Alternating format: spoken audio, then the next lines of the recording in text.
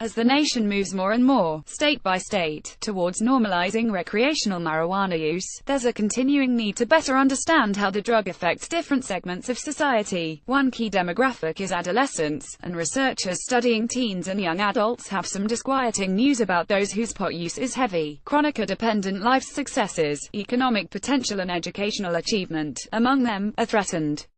The same goes for those who regularly consume alcohol. That's the primary finding of a new study presented Sunday in Atlanta by health researchers from the University of Connecticut, at the 2017 annual meeting of the American Public Health Association, or APHA. They determined that consistent pot smoking and/or drinking with teens increased the likelihood that years later they'd be limited to lower levels of education, and that they were less likely to be employed full-time, were less likely to get married and had lower social economic potential, according to a statement released by the university.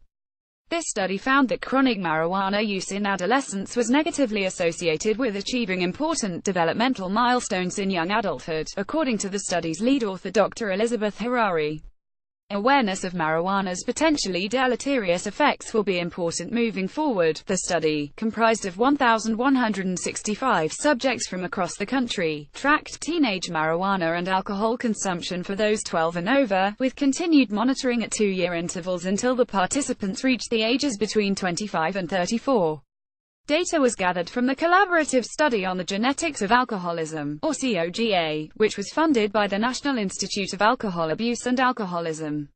COGA investigators are following many subjects over the years and are using this extensive and growing database to examine several significant research topics, said Dr. Grace Chan, a statistician in the Yukon Health Department of Psychiatry. More than half, 56% of the subjects were female, but the results applied more to males.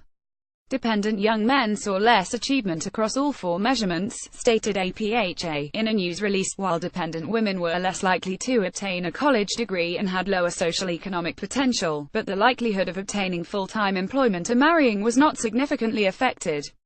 2/3 of the American subjects studied, 67% were of European descent, 26% were African American, and 7% were of another origin, but mostly Hispanic.